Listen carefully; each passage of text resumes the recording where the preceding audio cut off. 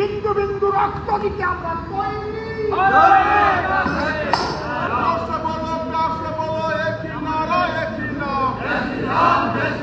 অবৈধভাবে বিরোধী সাসপেন্ড করা হলো কেন? স্পিকার তুমি জবাব দাও।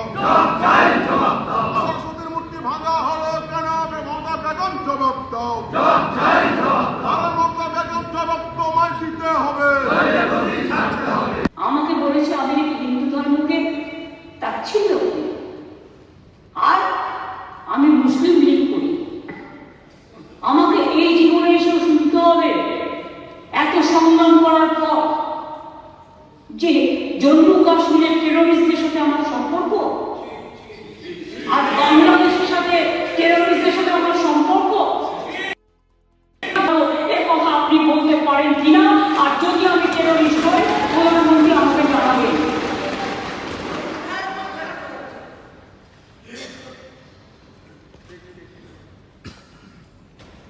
এখনো আমরা আছি বলে বাংলাদেশে এই ঘটনা ঘটে যাওয়ার পরেও বাংলা কিন্তু শান্ত আছে। সব কলেজে পুজো হয়েছে, সব ক্লাবে পুজো হয়েছে, সব পাড়ায় পুজো হয়েছে।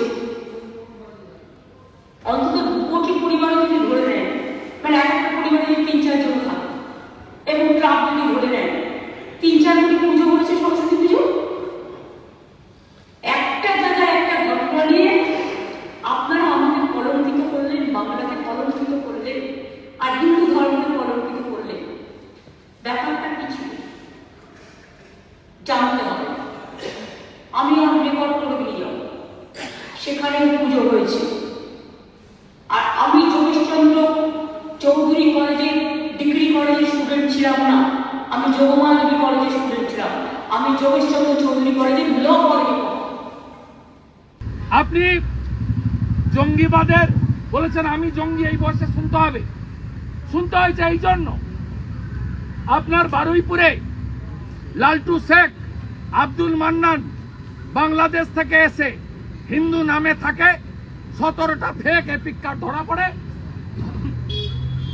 শুনতে হবে এই জন্য আপনি 2200 কিলোমিটার বাংলাদেশ বর্ডার, 596 কিলোমিটারে বিএসএফ কে আপনি জমি দেননি। আপনি বিএসএফ কে বলেন ঝাঁটা বটি নিয়ে মারতে যান। আপনি সিআইএসএফ, সিআরপিএফ এর বিরুদ্ধে বলেন। আর্মি সেতুর উপরে যানবাহন গণনা করলে আপনি সারা রাত্রি নবান্নতে থাকেন যে আমার রাজ্যে আর্মি ঢুকে গেছে। আপনি পুলওয়ামার পরে যখন অন্দার ঘুষকে মারা পাকিস্তানে গিয়ে আমাদের বীর এয়ারফোর্সের জওয়ানরা যখন হিট করে, আপনি নবান্নর গেটে দাঁড়িয়ে বলেন প্রমাণ কোথায়? আপনি নিজেই নিজের জালে জড়িয়েছেন। সেই জন্য এই বাংলার হিন্দু জনজাতিরা আপনাকে সমর্থন করে না।